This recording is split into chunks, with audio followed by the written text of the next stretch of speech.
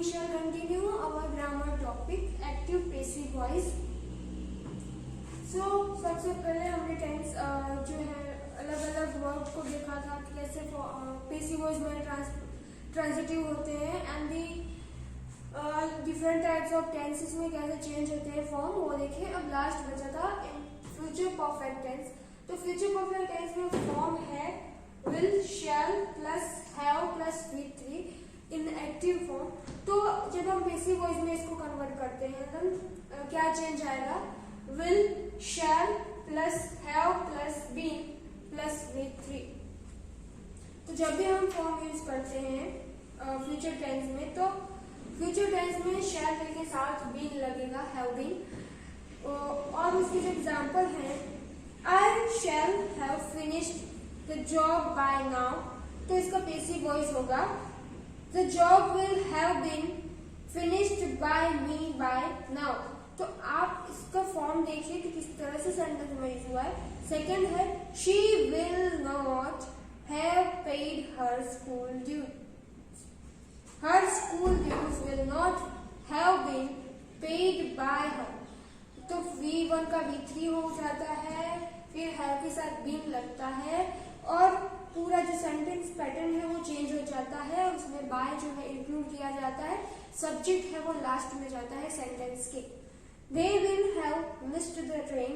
The train will have been missed by them. Will Raman have cleared the debt? Will the debt have been cleared by Raman? When will you have submitted the report? When will the report have been submitted by you? Who will have wound the watch? By whom will the watch have been wound? अब यहाँ पे देखिए submitted and the wound, ये दोनों submitted है वो already V3 है, तो आपको कुछ चेंज नहीं करना है उसमें। पेसिव वॉइस में आप जब चेंज करते हो तो उसका सबमिटेड ही रहेगा, V3 का मतलब पार्ट पार्टिसिपल है वही रहेगा।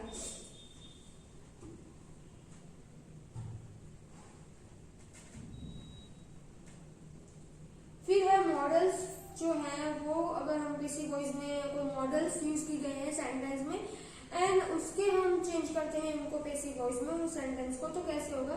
तो सबसे पहले फॉर्म देखिए तो मॉडल्स का, तो मॉडल्स होता है फिर प्लस V1 होता है और मॉडल्स प्लस, अब हम जब पेसिव वॉइस में कन्वर्ट करते हैं तब तो मॉडल प्लस B लगेगा एंड V1 का क्या हो जाएगा? V3 हो जाएगा।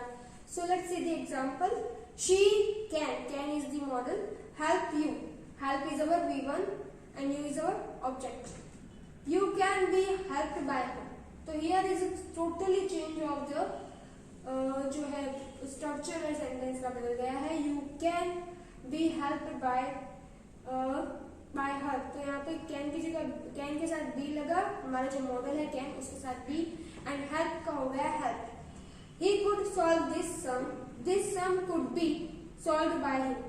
अब यहाँ पे कुड भी है, यानी कि ऑलरेडी जो है पास्ट टेंस दिया गया है कुड, तो that's why here we are using then could be solved by him.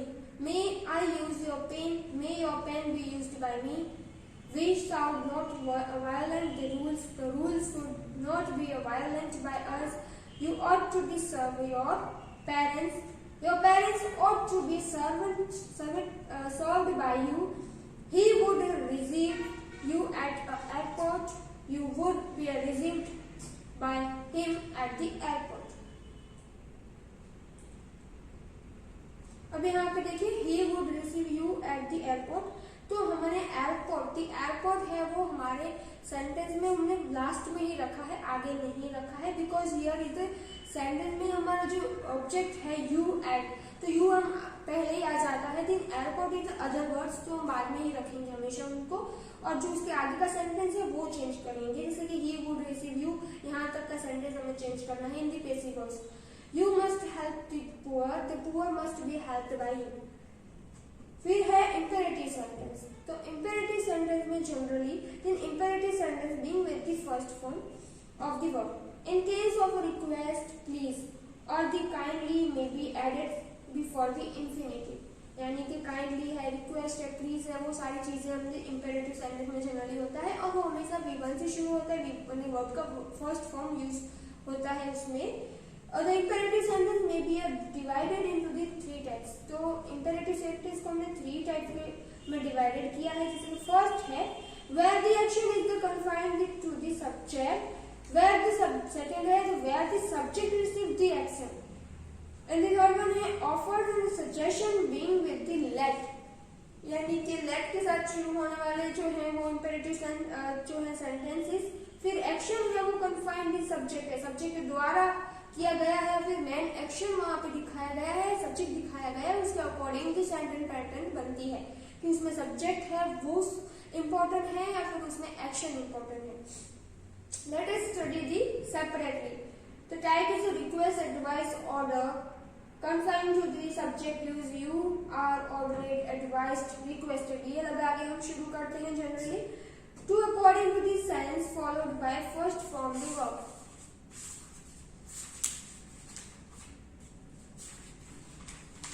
इसके एग्जाम्पल है जो हम देखेंगे तो ज्यादा क्लियर होगा। टेक एक्सरसाइज डेली, जिसका बेसिक वॉइस क्या होगा, take exercise daily is the advice. तो you are advise to take exercise daily, किसको कहना है ये नहीं दिया गया है, कौन कह रहा है ये भी नहीं दिया गया है। But when we are convert this in the basic voice we added you are advised, तो हमने ये एडवाइस वाला जो है ऐड किया है, फिर हमारा जो है था जैसे का वैसा ही हमने सेंटेंस पूरा रखा है। Get out of my way, you are ordered to get out of my way. The same pattern रहेगी, बस उसमें चेंज किया आएगा, आपको ऐड करना है कि किसके द्वारा ये हो रहा है, आपको बाय नहीं लगेगा।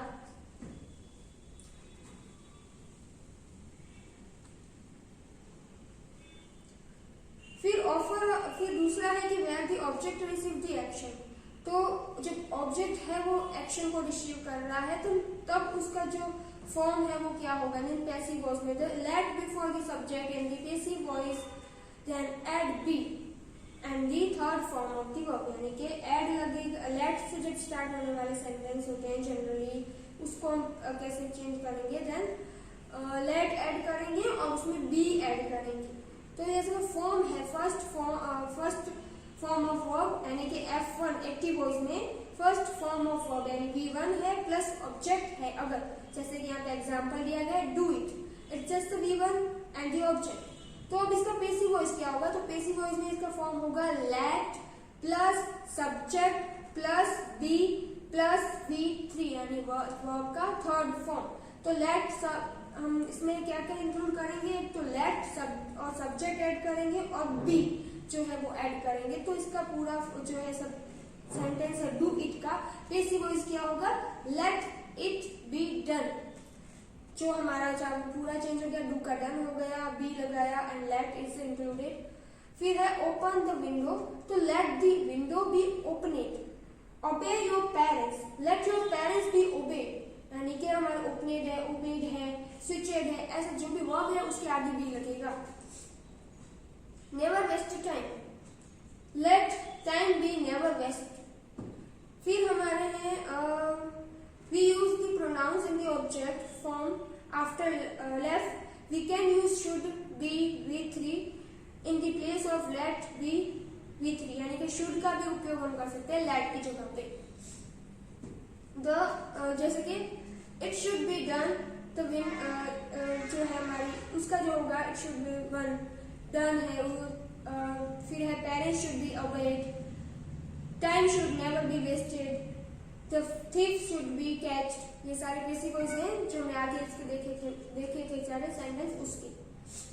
फिर थर्ड जो था ऑफर्स एंड सजेशन, जब हम देते हैं इंपेरेटिव सेंटेंस में, तो with the let the active voice has the first form of the verb after let and the noun pronoun, while changing the voice retain let but transfer the object of the active voice after let and then added be plus third form of the verb and V3 the agent of the subject in the active voice।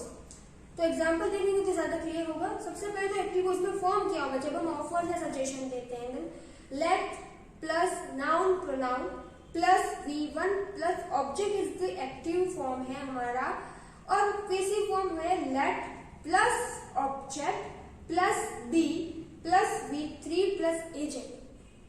यानी कि आगे example है let अस play tennis, तो इसका passive voice क्या होगा, let tennis be played by us. दूसरा example है लेट हर डू इट, तो इसका होगा let it be done by her. Let him have the book, let the book be had by him. Have का क्या हुआ, हैड।